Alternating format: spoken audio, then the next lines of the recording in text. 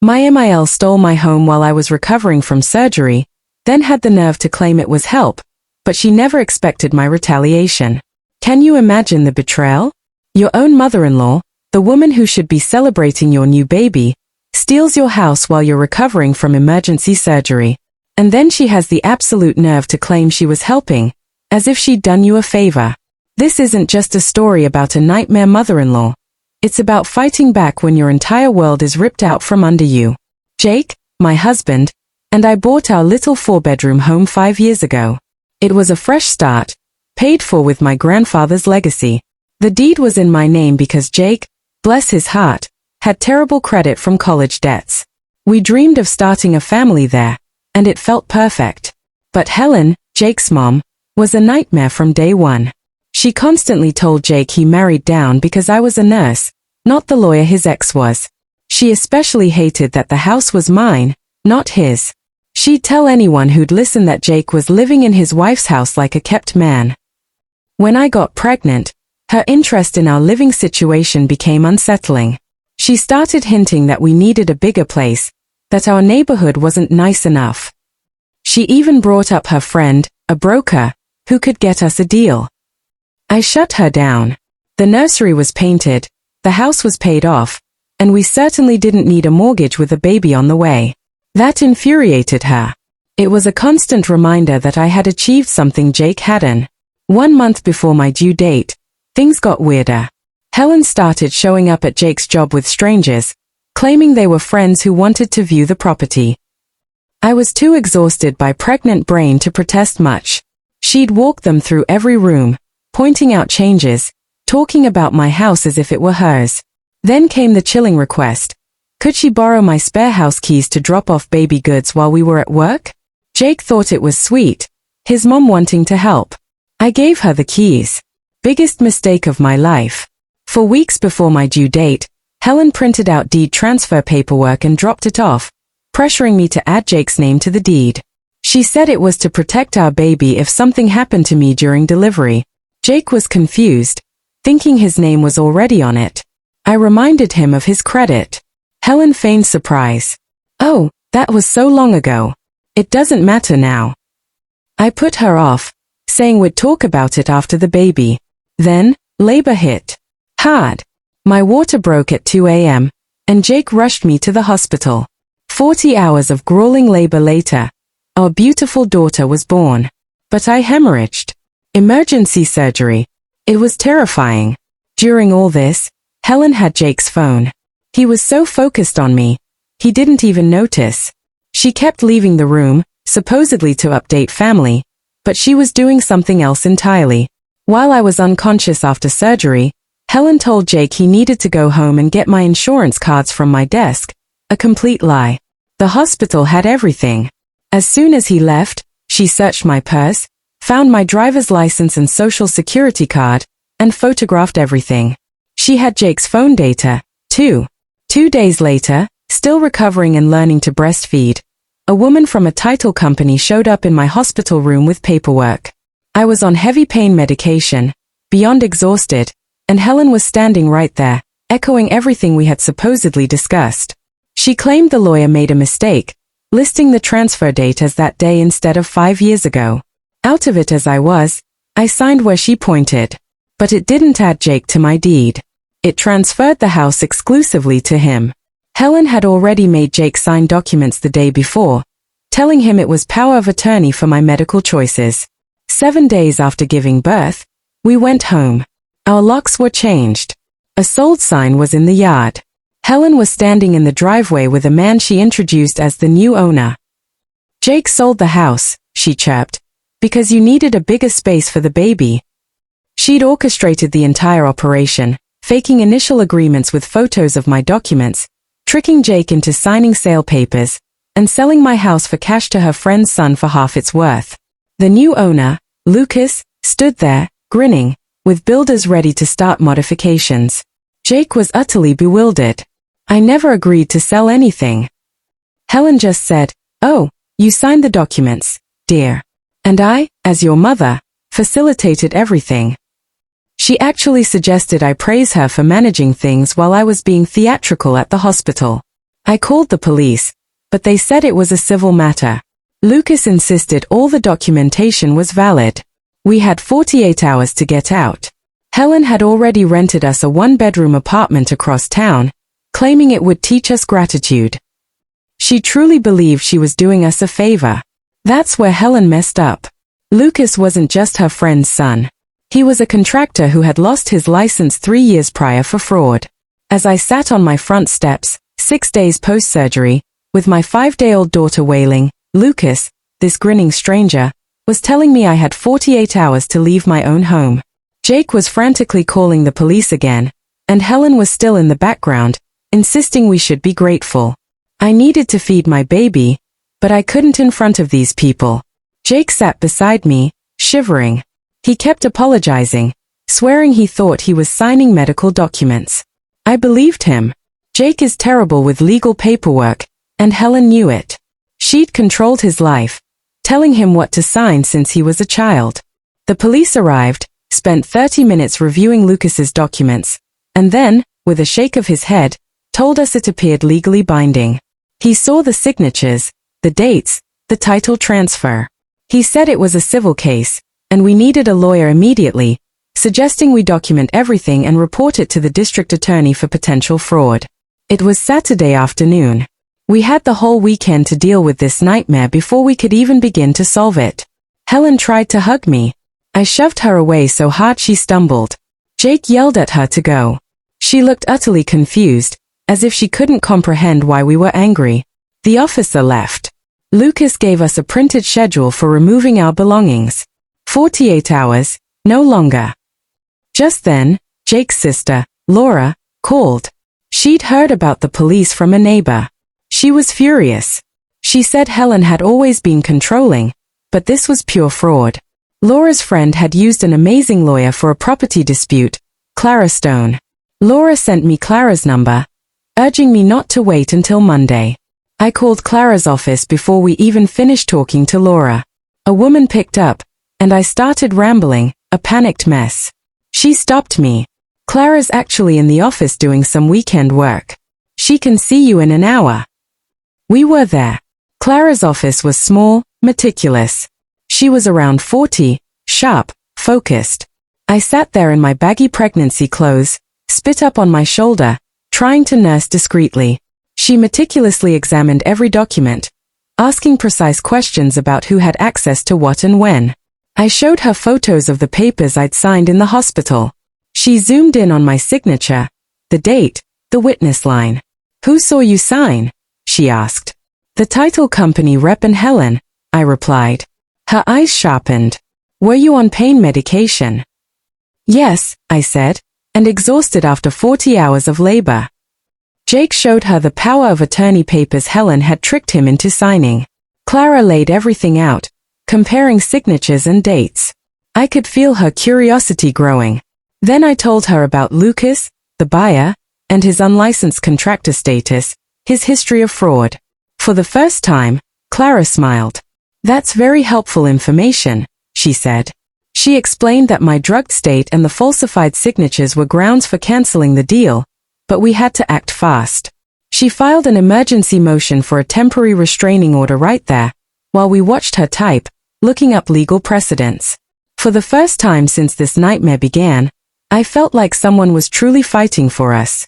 Clara told us the hearing would likely be in 3 or 4 days, and we needed to document everything Lucas did to the house in the meantime. Pictures, texts, emails, send it all. 3 days later, Clara's investigator, Aaron, called with shocking news. Lucas had lost his contractor's license after scamming 4 clients out of over $250,000. He'd taken deposits, done minimal work, then disappeared. He declared bankruptcy to avoid paying, but his license was revoked. Aaron had found Zachary Hale, Lucas's old business partner, who was also a victim. Zachary was eager to reveal Lucas's deceptive tactics. Jake called Zachary, and they spoke for an hour. Zachary told him Lucas specifically targeted people in crisis, knowing they'd be too distracted to read paperwork carefully. He'd done it to us. 4 days after the incident, Helen showed up at our tiny apartment with baby supplies. We were still living out of boxes. I opened the door, and she strode in, acting like nothing was wrong. She unpacked diapers, formula, I was nursing, baby clothes. Isn't this apartment lovely and cozy? Aren't you glad I found it for you? When Jake confronted her, she looked genuinely perplexed, accusing us of being ungrateful. He finally lost it, ordering her to leave. You stole our house. She started crying, claiming she was just trying to help, that young couples didn't need to buy homes. As she left, she turned back. You're making a huge mistake getting lawyers involved. Lucas is a nice young man. Jake hit the wall, leaving a dent.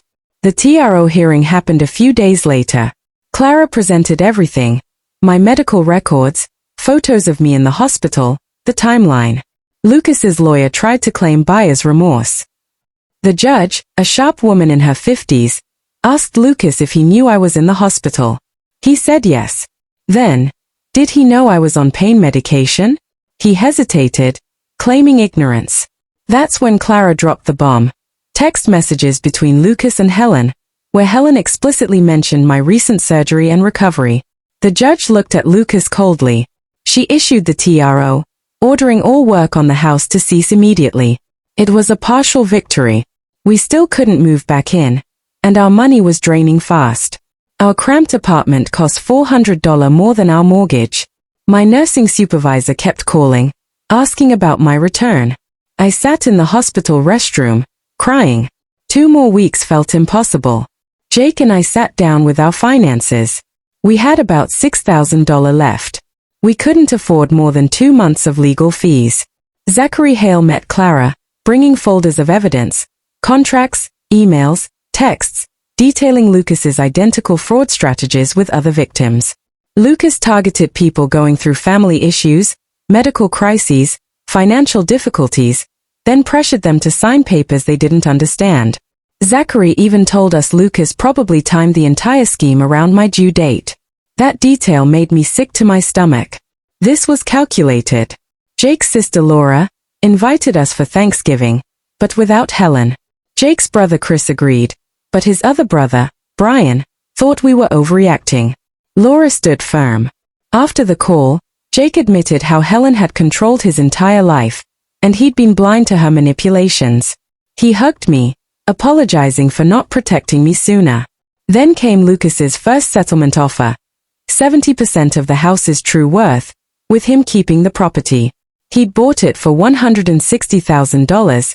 It was valued at $320,000. He offered $224,000. Clara advised that trials were expensive and risky, but this meant Helen and Lucas would get away with stealing over $100,000 of my inheritance. I was shaking with fury. No, I told Clara. We fight. Jake, though worried about the cost, agreed. A week later, Clara's investigator uncovered something crucial. Helen was deep in debt, over $40,000 on credit cards, facing foreclosure on her condo. He found emails between Helen and Lucas from 6 months prior, planning the entire house sale.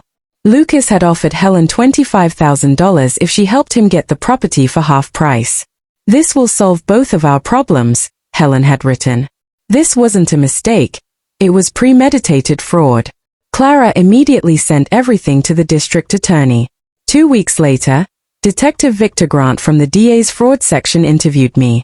He listened patiently as I recounted everything, especially my medical state when I signed the papers.